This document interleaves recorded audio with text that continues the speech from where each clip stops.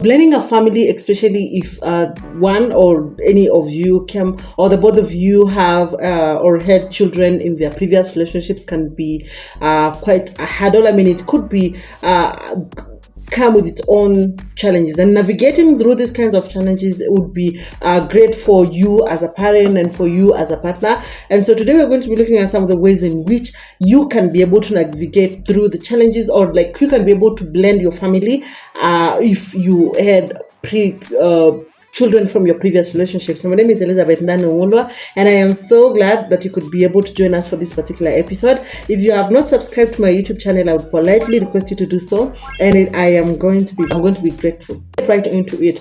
One of the things that you need to be very careful on, or like one of the things that you need to take into considerations when you're blending a family, is like you need to make sure that you're building a relationships and that you are having trust amongst yourselves, because remember, this person has kids and you have your own kids from this other side. So it's important for you to build a relationship with the total number of you. Say if you're 4, all right, he has 1, you have 1, you're 4 of you. It's important for you to build a relationship and to build trust. To be able to have trust and to trust each other is quite necessary and very important.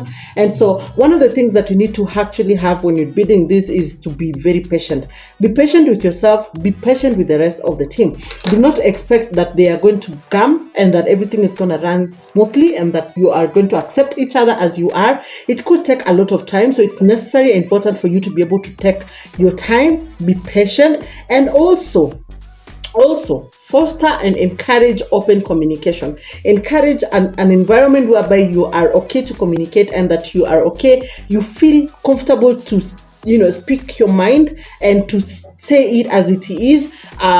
Talk about your feelings any day, anytime. Encourage an environment whereby you are able to speak out your heart any day, anytime.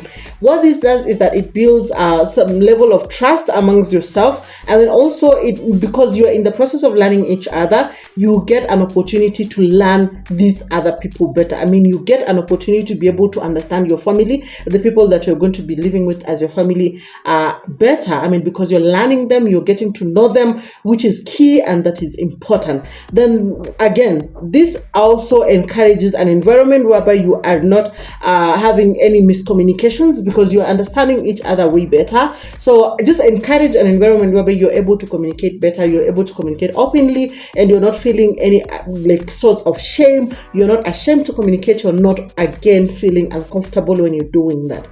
Another thing that is very important to do is to define expectations and roles. Like when you're getting into this particular a setup of a family, it's important for you to be able to encourage and discuss the roles and the responsibilities of each and every one of you.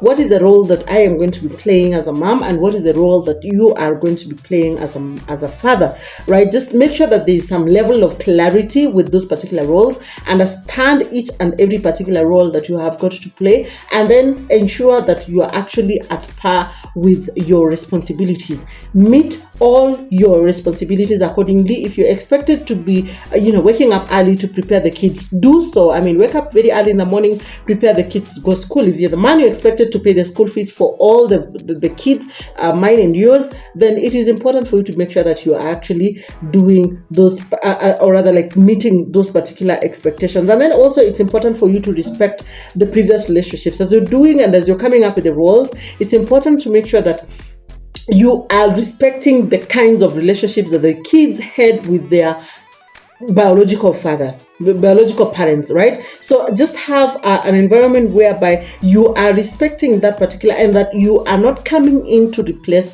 their biological parents, because at no point will you ever be able to do that. I mean, it's important for you to accept the fact that there is another parent in this particular picture, and the kids respect that, and that they are actually okay and happy with that. So respect the relationships that the kids have with their biological parents. It is important. And the third point that you have got to do is that as you are getting your family to blend them together, it's necessary and important for you to create and start setting up a tradition, a family tradition for you people.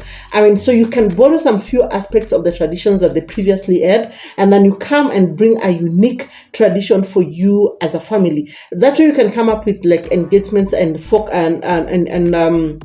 activities that you can engage with as together as family. That way you're fostering a relationship, you're building a relationship, you're getting to know each other better, and that you are also creating enough time to get to know each other better.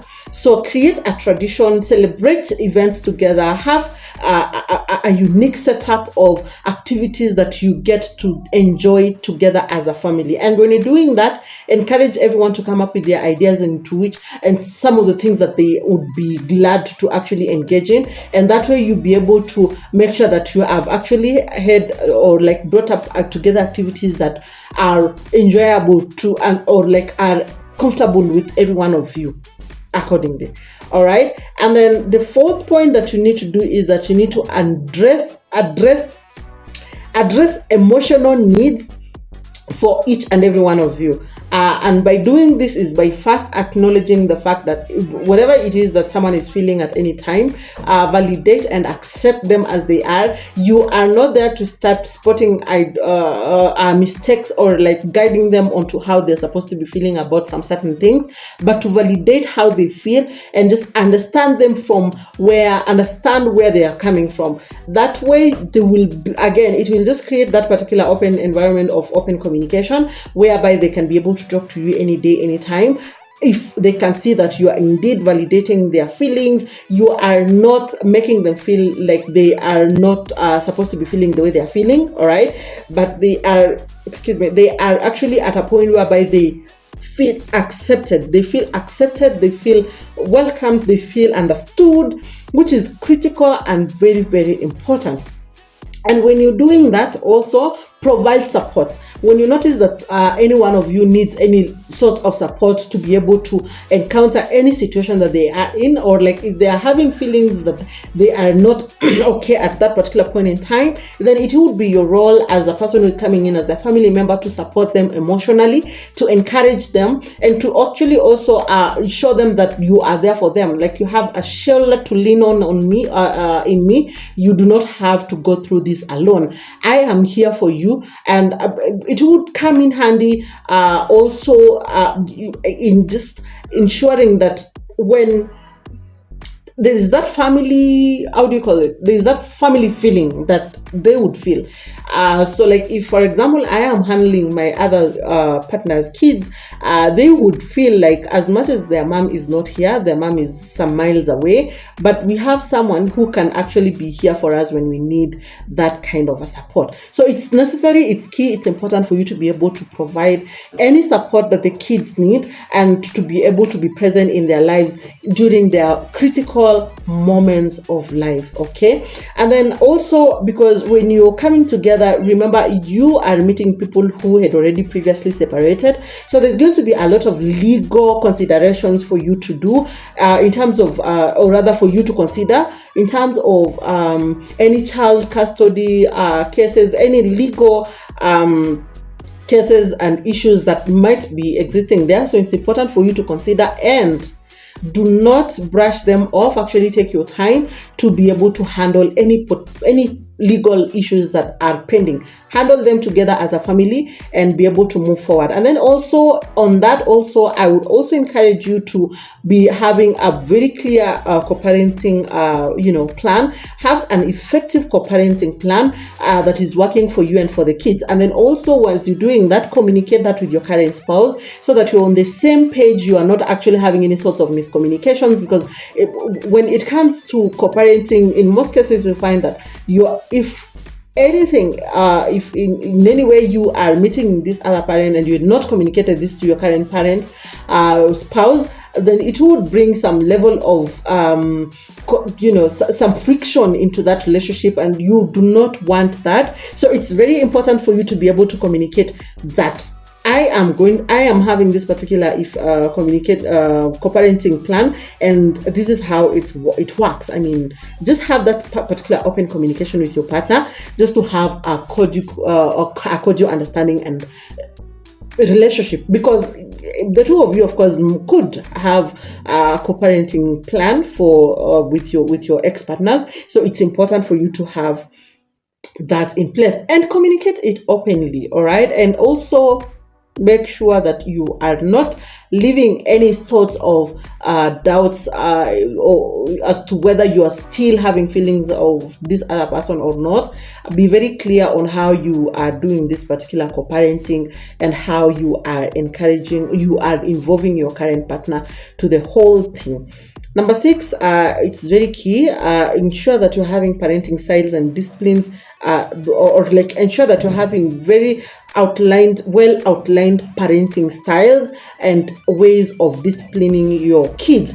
All right. So I think personally, if I'm being very honest, it's one of the things that I would definitely have to struggle with, because I would not imagine a person disciplining my babies, and it's just a matter of understanding and coming to so when what I usually tell you is that we are learning together on this particular episode, and one of the best ways to be able to do this is to outline clear and consistent rules of the family that applies to everyone. I mean, that should not apply to one to some set of children and others are left out of it. So ensure that you're having consistent rules that apply to everyone.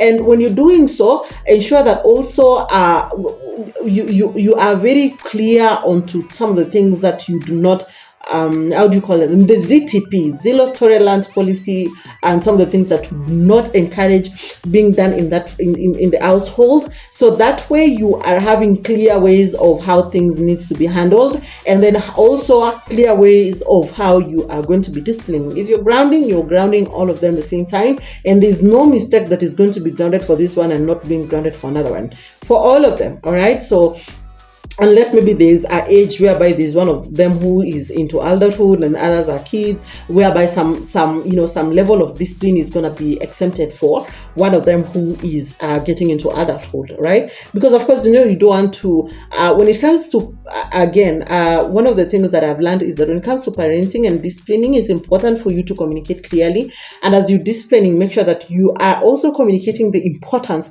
of if they were behaving in the right manner. I mean, discuss the importance and encourage clear and open communications. Discuss how you feel and how you would not want them to, how their behavior would mislead them. Okay, have that particular open communication. Lastly, but not least, this is very important actually, about managing conflicts, any sorts of conflicts. Probably it goes in line with how you intend to discipline, but when I'm talking about managing conflicts, this is going more into the parents, me and perhaps my spouse. What are some of the things that we are not agreeing on? How would we intend to manage those kinds of conflicts? Because of course they're gonna be there. I mean, everything is not going to be running smoothly from Monday to Sunday. There is always going to be that one day and those particular times whereby some of the aspects are not aligning, right? So how would you intend to do that? Ensure that you are at a level whereby you are able to have dialogues and compromise on some of the things. If you feel like it's not very important for you to hold on, it's important for you to just it's fine, you can just compromise and move forward with a smooth relationship. And then also have dialogues, discuss these things in an open manner, and if need be, you can actually have some sort of family meetings so that you are able to agree on those particular aspects together as a family. So navigating through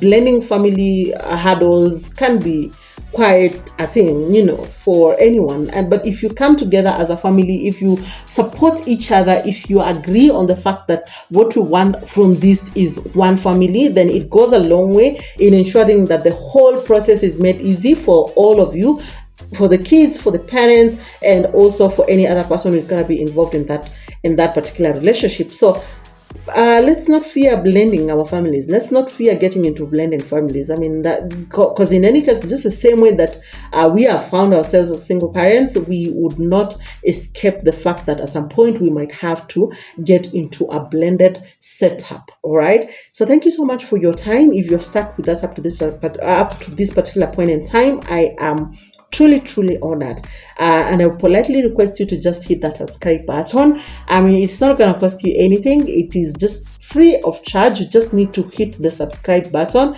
and that way you're actually helping other people to get our content, and people who indeed need this particular content for them.